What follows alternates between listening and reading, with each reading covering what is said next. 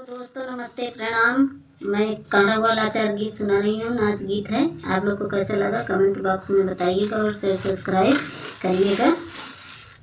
दिलवा के बतिया बताई कैसे, दिलवा के बतिया बताई कैसे, पियवा ठाड़े मोरंगनवा बोलाई कैसे, पियवा ठाड़े मोरंगनवा बोलाई कैसे। चूड़ी खाने काई त सासू जानी जाई, चूड़ी खाने काई त सासू जानी जाई। माथवा के विधिया देखाई कैसे, माथवा के विधिया देखाई कैसे, पियवा ठाड़े मोरंगनवा बोलाई कैसे, पियवा ठाड़े मोरंगनवा बोलाई कैसे।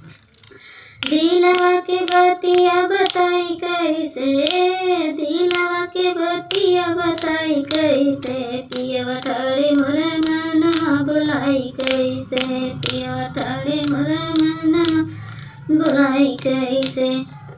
पायल खाने कहू बजे ठानी जानी जाई, पायल खाने कहू बजे ठानी जानी जाई। ओठवा के लालिया देखाई कैसे, ओठवा के लालिया देखाई कैसे, पियवा ठाड़े अंगनवा बोलाई कैसे, ओठवा के लालिया देखाई कैसे, पियवा ठाड़े अंगनवा बोलाई कैसे।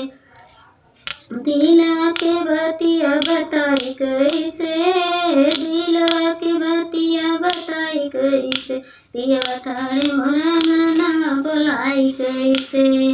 फोनवा लगाई देवरा जानी जाई, फोनवा लगाऊ देवरा जानी जाई।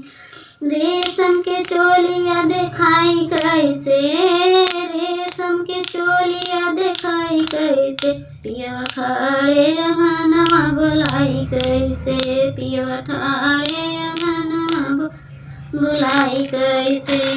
दिलवा के बतिया बताई कैसे, दिलवा के बतिया बताई कैसे, पियवा ठाड़े अंगनवा बोलाई कैसे।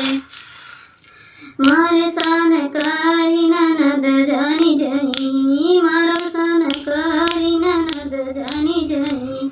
घूंघटा उठाई के देखाई कैसे, घूंघटा उठाई के देखाई कैसे, पियवा ठाड़े अंगनवा बोलाई कैसे, पियवा ठाड़े अंगनवा बोलाई कैसे।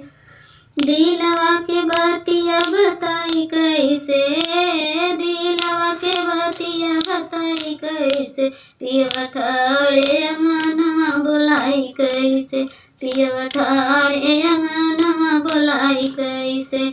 दिलवा के बतिया बताई कैसे, पियवा ठाड़े अंगनवा बोलाई कैसे, पियवा ठाड़े अंगनवा बोलाई कैसे।